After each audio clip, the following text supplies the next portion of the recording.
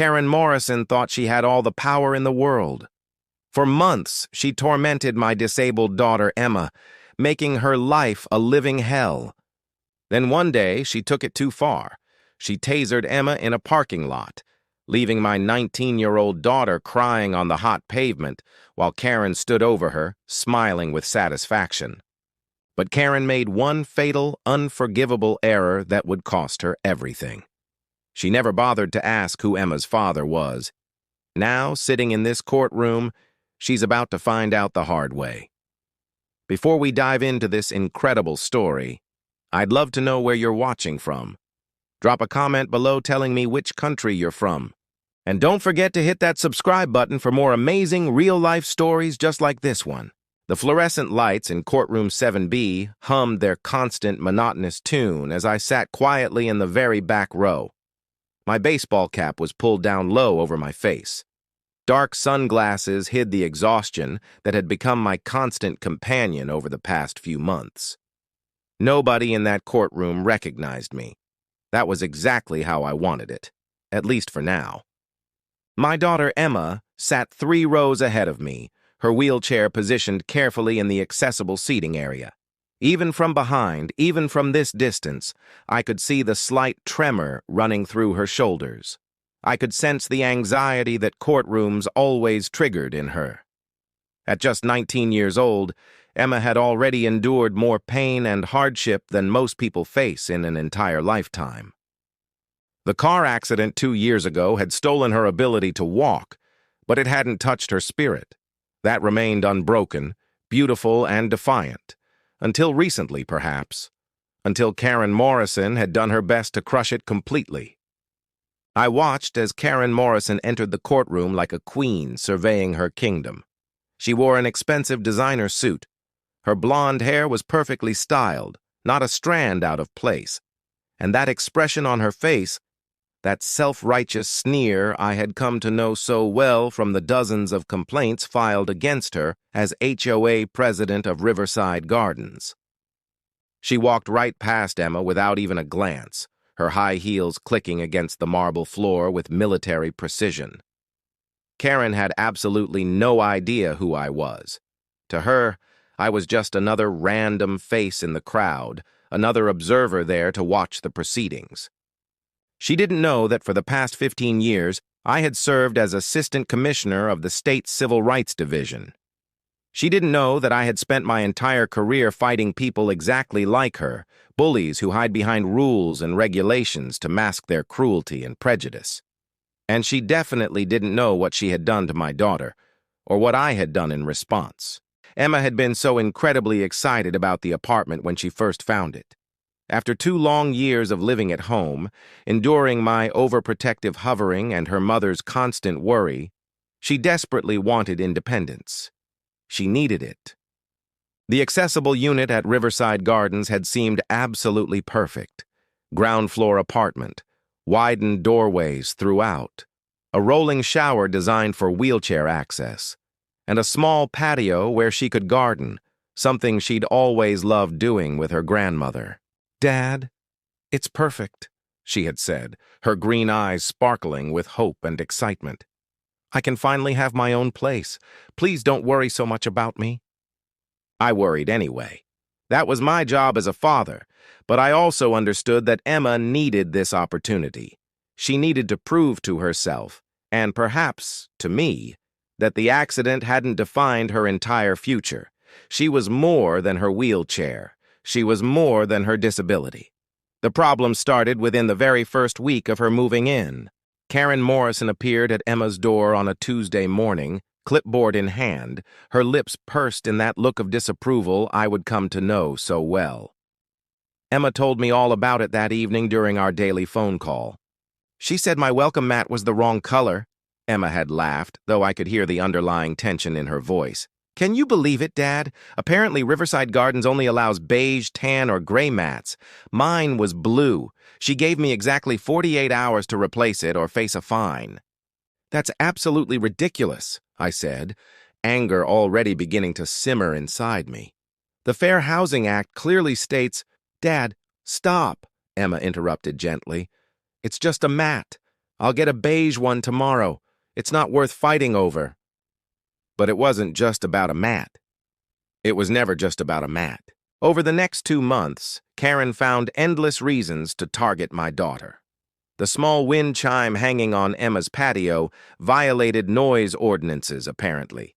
The portable ramp Emma's physical therapist had installed for easier access, not approved by the architectural committee. The handicapped parking sign Emma had requested for the spot nearest her door, denied because it would set a precedent. Each complaint was meticulously documented, delivered with passive-aggressive politeness, and the constant threat of fines, violations, and potential eviction hanging over Emma's head. Emma tried her best to comply with everything, but I watched helplessly as her spirit slowly dimmed with each new demand. "She's doing this on purpose, Dad," Emma finally admitted during one of my visits to her apartment. "She told Mrs. Patterson next door that people like me lower property values. She said disabled people should live in special facilities, not in regular communities where normal people live." My blood boiled hearing those words, but Emma grabbed my hand firmly before I could respond. "Please, Dad, don't do anything," she begged. "I need to handle this myself. If you swoop in and fix everything for me, I'll never know if I can stand on my own 2 feet. She paused, then gave a bitter laugh. "You know what I mean." So I waited. I documented everything Emma told me. I advised her on her legal rights under the Fair Housing Act. And I watched helplessly as my daughter's light dimmed week by week as Karen Morrison's harassment continued relentlessly. It happened on a Saturday afternoon in late September. Emma had been selected to testify at a county commission hearing about accessibility improvements in public housing. She had worked on her speech for weeks, pouring her heart and soul into advocating for others like her. The hearing was scheduled to begin at 2 o'clock in the afternoon. Emma left her apartment at 1:30, giving herself plenty of time to get there. Her specially modified van was parked in her designated accessible spot, and she was in the process of transferring from her wheelchair into the driver's seat when Karen Morrison suddenly appeared. "You can't park here," Karen announced firmly. Emma looked up, confused and startled. "This is my assigned spot. You can see the sign right there." That sign was installed without proper approval from the board. I'm having it removed on Monday. This spot is now reserved for visitors only. "Karen, the hearing starts in 30 minutes. I need to leave right now." "Then you should have planned better. Move your vehicle immediately or I'll have it towed." What happened next? I would learn from security footage that Emma's lawyer would later subpoena for the trial. Emma, frustrated and desperate not to be late for the most important speech of her young life, tried her best to reason with Karen. She explained about the hearing, about the accommodation requirements under the Fair Housing Act, and about basic human decency. Karen's response was to pull out her phone and call a towing company. Emma, with panic rising in her chest, attempted to finish transferring into her van. Her hands were shaking badly as she tried to fold her wheelchair to put it in the back. That's when Karen Morrison made her fatal mistake. "If you don't move right now, I'll make you move," Karen threatened. "How exactly do you plan to do that?" Emma asked, her voice breaking with fear and frustration. Karen reached into her designer purse and pulled out a small device. A taser. "The HOA board approved these for security purposes. You're creating a disturbance. I'm authorized to use necessary force to maintain order in this community." "You can't be serious." Emma never got to finish that sentence. Karen pressed the taser directly to my daughter's shoulder and pulled the trigger without hesitation. The security footage showed Emma convulsing violently, falling from her van's driver's seat onto the hot asphalt parking lot. Her wheelchair clattered beside her with a crash. She lay there completely unable to move as electrical current tore through her body for 5 eternal seconds. When it finally stopped, Emma was crying and gasping for breath, her body betraying her once again. Karen stood over her, taser still in her hand, and said words that would be quoted in every news report for the next month. "Maybe now you'll learn to follow the rules." A neighbor called 911 immediately. Emma was taken to the hospital with burns on her shoulder, severe muscle pain throughout her body, and trauma that no doctor could quantify on any chart. She missed her hearing testimony that day. She missed the chance to advocate for people like her. And Karen Morrison went home, wrote up a violation notice for Emma, disturbing the peace, and had it slipped under Emma's door by Monday morning. For the next 3 weeks, I worked with a fury I hadn't felt in years. During the day, I maintained my regular duties as assistant commissioner. During the nights and weekends, I became Emma's advocate with every fiber of my being. I started by contacting the Riverside Gardens HOA board directly. Karen had told them the Taser was approved for security purposes. This was a complete lie. The board had no knowledge of any Taser, no policy allowing physical force by HOA officers, and no documentation of any security authorization whatsoever. I obtained the security footage from that day.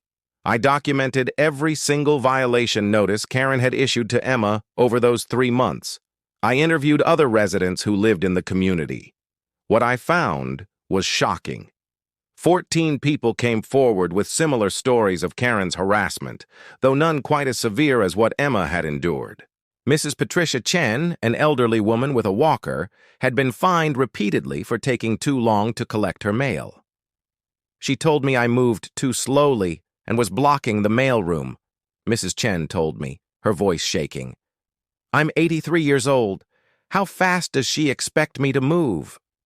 Marcus Webb, a veteran with PTSD and a service dog, had been threatened with eviction because his dog barked once during a firework display on the 4th of July. She said veterans should keep their problems private and stop making everyone else uncomfortable, Marcus said quietly. The Rodriguez family had been cited multiple times for speaking Spanish too loudly on their balcony. She told us, "This is America, and we should speak English if we want to live here," Mrs. Rodriguez explained, tears in her eyes. Every single story made my blood boil hotter. But I documented them all methodically, professionally. I was building a case not just for Emma, but for every person Karen Morrison had tormented with her power. I filed a criminal complaint for assault with a deadly weapon. I filed a civil rights complaint with my own division, carefully recusing myself from direct involvement, but ensuring it went to the most thorough investigators we had. I contacted the district attorney's office personally. I reached out to the Fair Housing Alliance. And then I did something Karen Morrison would never expect from her victims. I filed a personal lawsuit on Emma's behalf, not just for the assault, but for systematic harassment, discrimination based on disability, intentional infliction of emotional distress, and violation of the Fair Housing Act. The hearing was scheduled for early October. Karen, represented by an expensive lawyer the HOA board reluctantly agreed to pay for, filed a motion to dismiss. She claimed Emma was exaggerating, that the Taser use was justified, that she was simply enforcing legitimate HOA rules like she'd done for years. The judge denied the motion immediately. The trial was set. Emma was terrified in the days leading up to it. I have to face her again, Dad. I don't know if I can do it. You can, I assured her firmly. And this time you won't face her alone. This time everyone will see exactly who Karen Morrison really is. I arrived at the courthouse early that morning and sat in the very back row. I wanted to observe, to see how Karen carried herself, to watch her lawyer's strategy unfold. Emma didn't know I was there yet. I had told her I would attend, but I deliberately arrived separately and disguised my appearance. Some battles require public confrontation. Others require patience, observation, and the perfect moment to strike. Emma arrived with her mother, Sarah, who pushed her wheelchair carefully. My ex-wife and I had divorced years ago, but we had always remained united when it came to Emma. Sarah's eyes were red, she had been crying all morning, but her jaw was set with determination. They took their seats in the accessible section. Emma's lawyer, Jennifer Torres, was already at the plaintiff's table reviewing her notes. Jennifer was one of the best civil rights attorneys in the entire state. She had taken Emma's case the moment I called her, reducing her fee to nearly nothing. Cases like this are why I became a lawyer, she had said. People like Karen Morrison need to be stopped. Karen arrived at exactly 9 o'clock sharp, 15 minutes before the hearing was scheduled to begin. She wore a navy blue suit that cost more than Emma's monthly rent. Her lawyer, Richard Peaton, was a slick corporate attorney more accustomed to defending businesses than individual clients. He looked uncomfortable, likely because his case was completely indefensible. The bailiff called the court to order. Judge Maria Santos entered, a woman known for her no-nonsense approach and deep commitment to justice. I had appeared before her several times in my professional capacity. She was fair, thorough, and had absolutely zero tolerance for discrimination of any kind. "We're here today for Morrison versus Thompson civil hearing," Judge Santos announced. "Ms. Torres, you may begin with your opening statement." Jennifer stood, buttoning her blazer professionally. "Your Honor, this case is about power and cruelty. The defendant, Karen Morrison, used her position as HOA president to systematically harass my client, Emma Thompson, because of her disability. Over 3 months, Ms. Morrison issued 14 separate violation notices for minor or completely fabricated infractions. She denied the reasonable accommodations required by law. She created a hostile environment specifically designed to force Ms. Thompson from her home. And when my client dared to stand up for herself, Ms. Morrison assaulted her with a taser, causing physical injury and severe emotional trauma. Karen's expression never changed during this statement. That same self-righteous smugness remained fixed on her face. Ms. Morrison's actions weren't just cruel, they were illegal, Jennifer continued. They violated the Fair Housing Act, the Americans with Disabilities Act, and basic human decency. We're here today to ensure she faces consequences and that no one else suffers as Emma Thompson has suffered. Peyton's opening statement was predictable and weak. Your Honor, Ms. Morrison takes her duties as HOA president very seriously. She enforces rules fairly and consistently for all residents. The incident with Ms. Thompson was an unfortunate misunderstanding during a tense confrontation. Ms. Morrison felt threatened and acted in self-defense. This lawsuit is simply an overreaction to a simple dispute between neighbors. Self-defense. I nearly stood up right there in my seat. Emma, a 19-year-old paralyzed girl sitting in a wheelchair, was apparently threatening enough to justify being tasered. Jennifer called Emma to testify first. Sarah wheeled her carefully to the witness stand, and the court deputy helped position her wheelchair properly. Emma's hands were shaking visibly as she was sworn in. "Emma, can you tell the court about your first interaction with the defendant?" Jennifer asked gently. Emma's voice was soft at first, barely audible. Judge Santos asked her kindly to speak up. Emma took a deep breath and tried again. "It was my second day in the apartment. I was so excited to finally have my own place. I had put out a welcome mat that my mom gave me as a housewarming gift. It was blue with yellow flowers. Karen knocked on my door and told me it violated HOA rules. She said I had 48 hours to replace it or she would fine me." "How did that make you feel?" "Confused. It seemed like such a small thing, but I wanted to follow the rules, so I got a beige mat the very next day." "And after that?" Emma described each violation notice, each confrontation, each time Karen found a new reason to harass her. Her voice grew steadier as she spoke, anger slowly replacing fear. This was my daughter, the strong, fierce woman I had raised. The accident hadn't broken her spirit, but Karen Morrison had come dangerously close.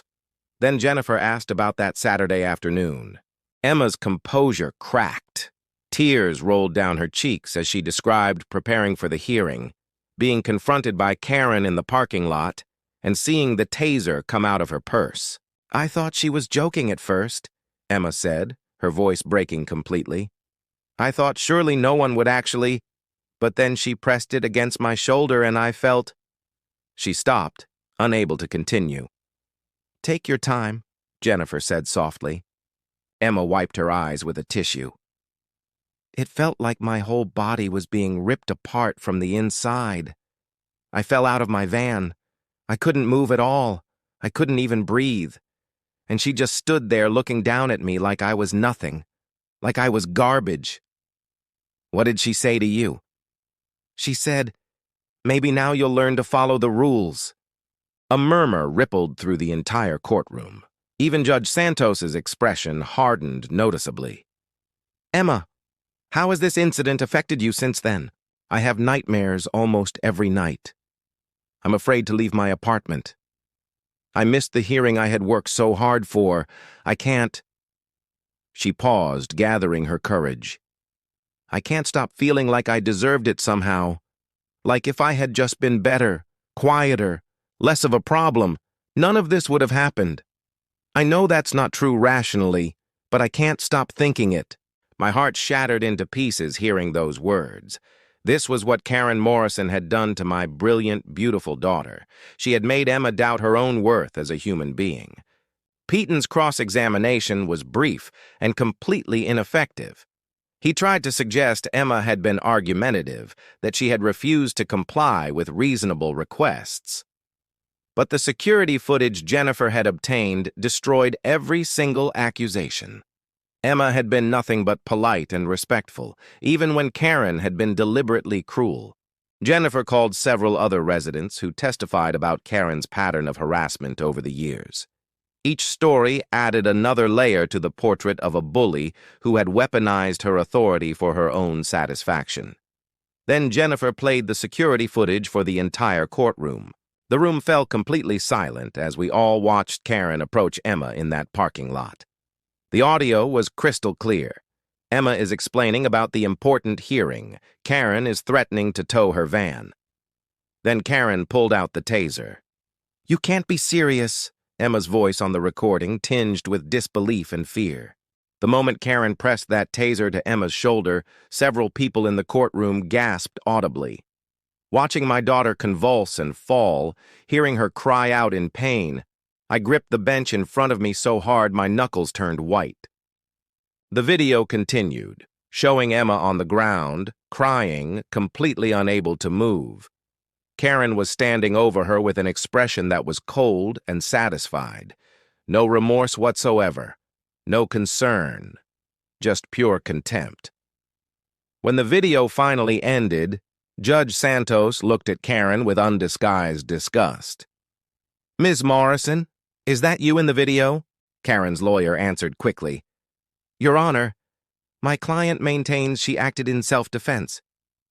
"I asked Ms. Morrison," the judge said firmly. "Stand up." Karen stood reluctantly. "Is that you in the video assaulting a disabled teenage girl with a taser?" I was enforcing HOA regulations. She was being combative and— "I saw no combative behavior whatsoever. I saw a young woman trying to leave for an important appointment. Answer my question directly. Did you use a taser on Emma Thompson?" "Yes, but—" "Sit down." The rest of Karen's defense crumbled quickly. Peyton tried to call character witnesses, but they were weak and unconvincing.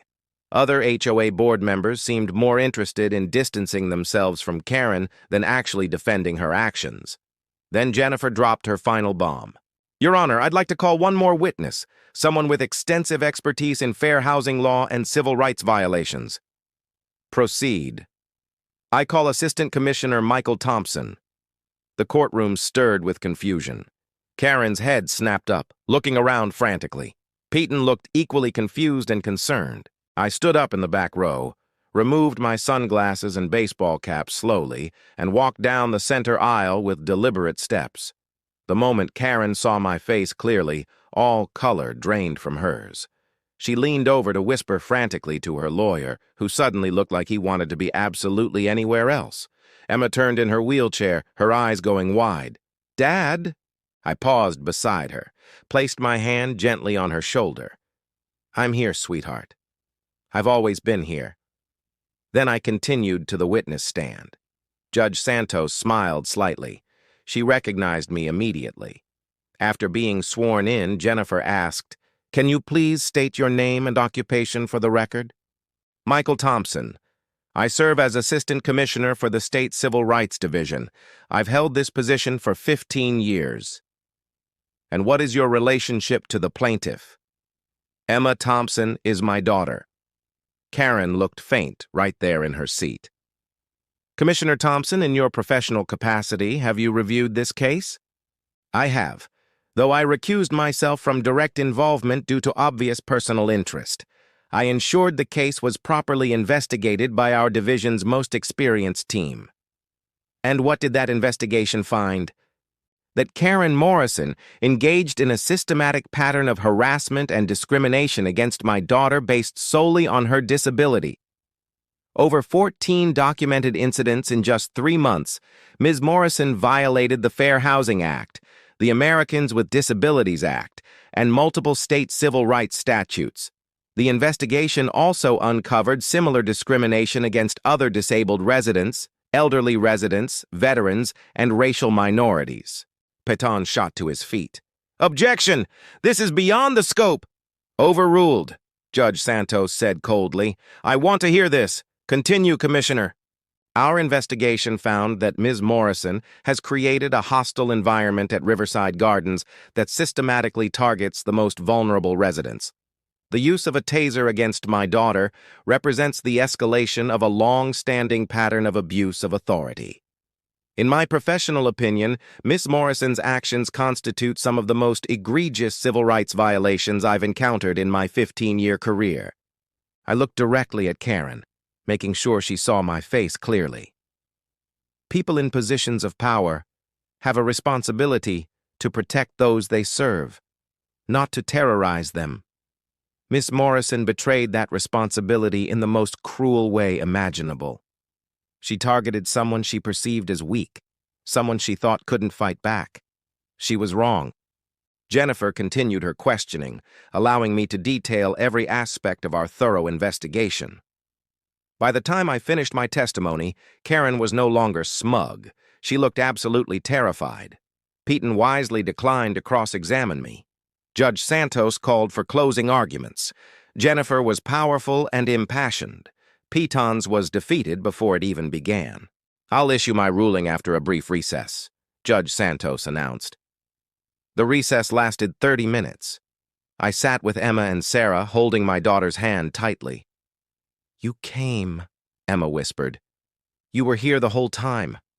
I promised I would fight for you. I keep my promises. I thought I needed to do this alone. You did do it alone, sweetheart. You testified. You were brave. You told your truth. But sometimes being strong also means letting people who love you stand beside you. That's not weakness, Emma. That's wisdom. She leaned against me, and for a moment she was 7 years old again, my little girl who believed her dad could fix anything. The accident had changed so much, but not this, not the bond between us. When the court reconvened, Judge Santos looked grimmer than before. I've reviewed all the evidence, testimony, and applicable law.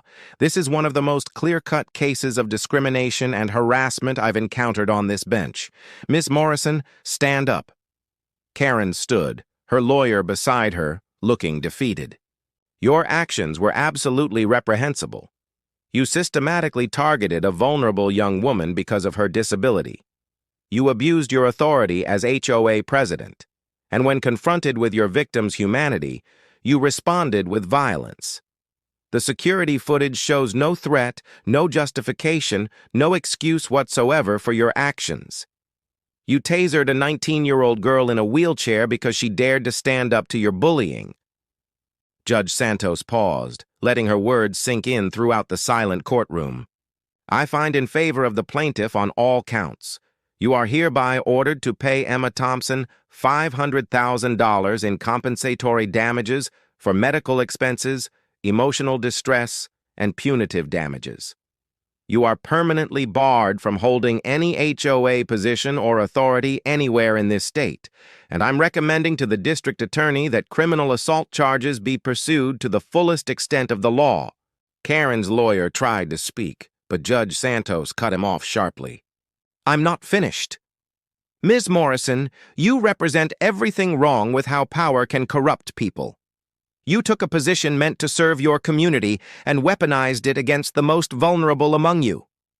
You made a young woman who had already survived a devastating accident question her own worth. You made her feel like she didn't deserve to exist in public spaces." The judge's voice grew even harder. "But Emma Thompson is stronger than you. Despite everything you did to her, she's here today. She told her story. She stood up to you. And now everyone knows exactly who you are." Judge Santos looked directly at Emma with compassion. "Ms. Thompson, I am deeply sorry for what you endured. No one should ever be treated the way you were treated. I hope this verdict gives you some measure of justice." Emma nodded, tears streaming down her face. But these were different tears now. These were tears of relief and vindication. "This hearing is adjourned." The gavel came down with finality.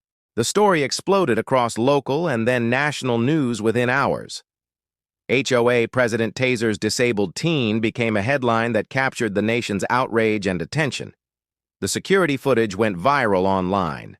Within 48 hours, it had been viewed millions of times across social media platforms. Karen Morrison became the face of HOA tyranny, disability discrimination, and abuse of power. Her life, as she had known it, was completely destroyed. The criminal charges were filed within days. She eventually pleaded guilty to assault and received 18 months in prison plus 3 years probation. The HOA board immediately removed her from all positions and issued a public apology.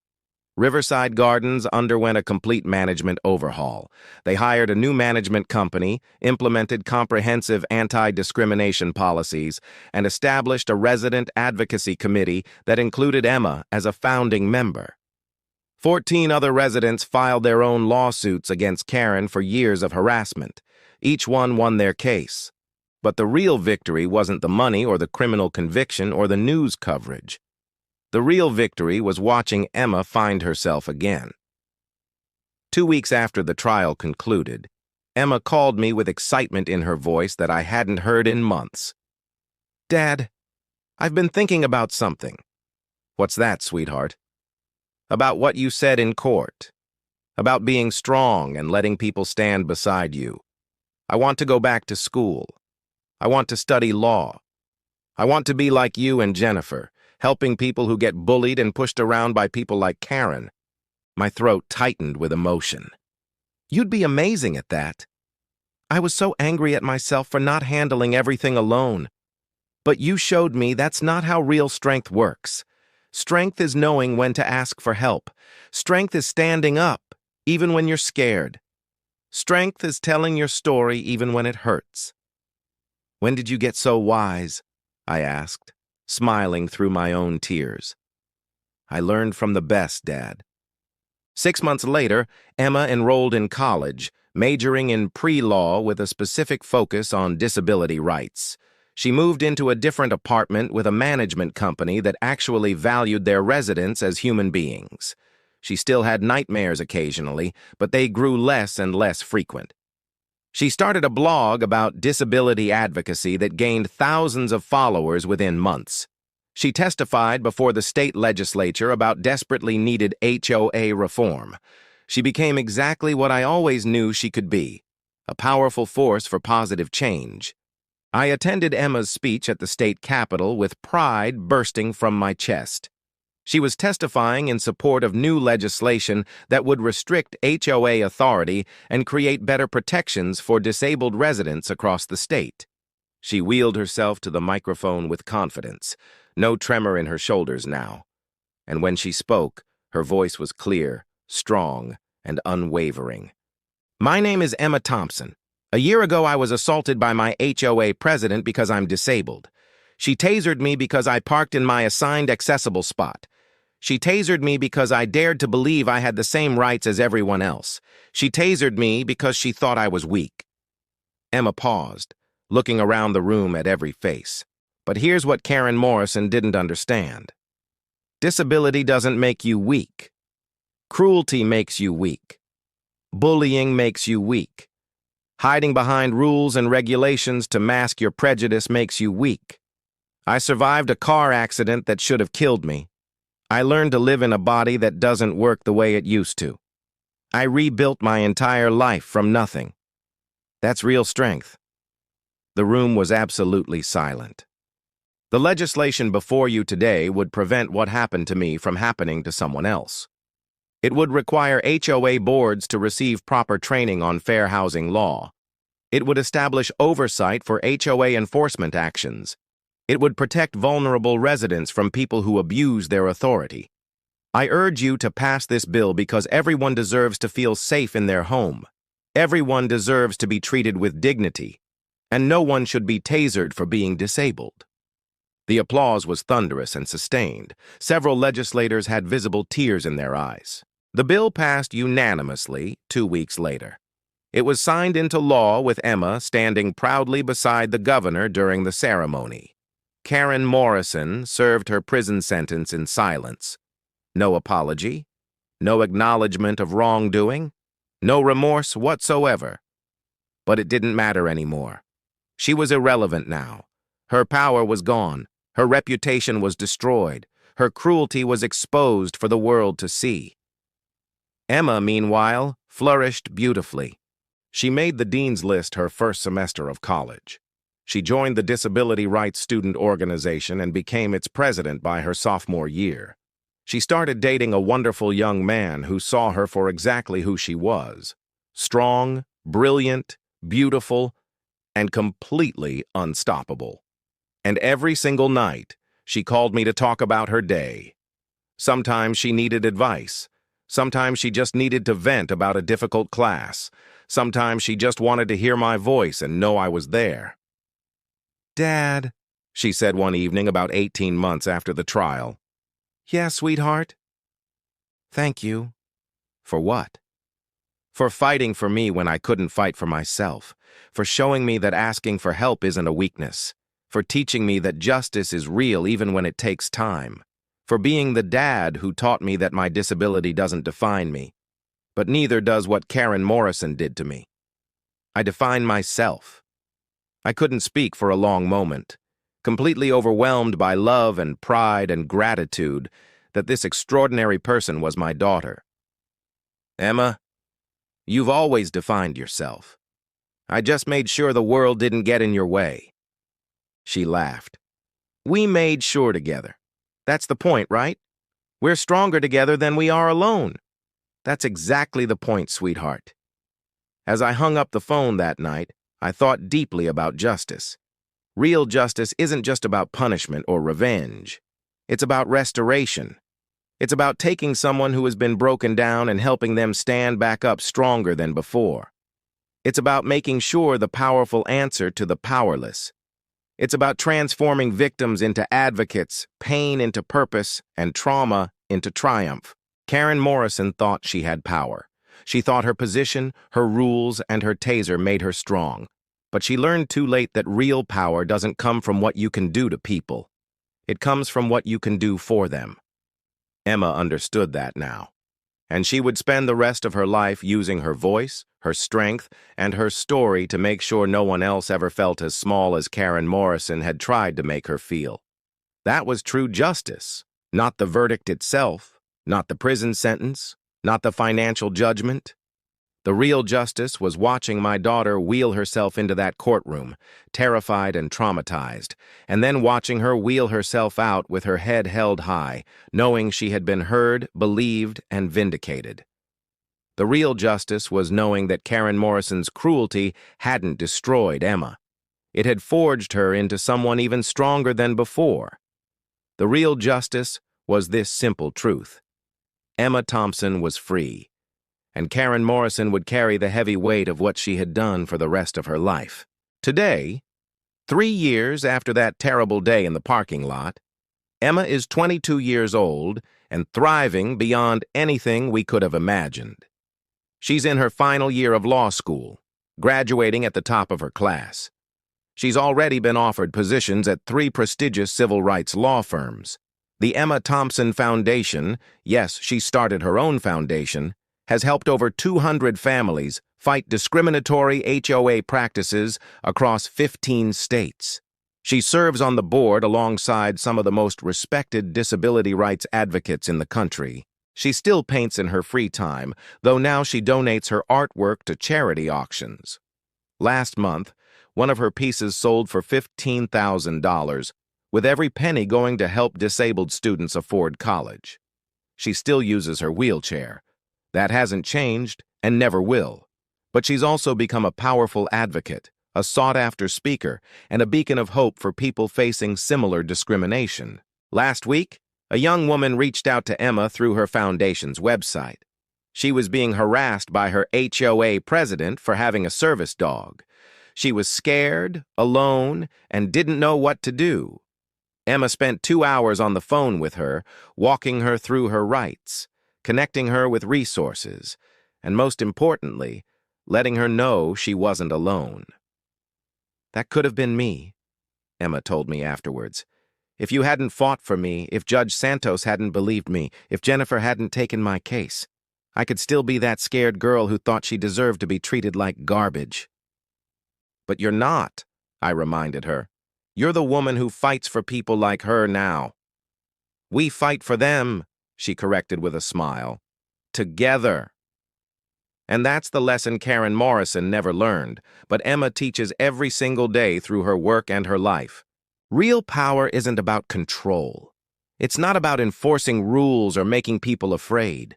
Real power is about lifting others up. It's about using your position to protect the vulnerable, not to prey on them.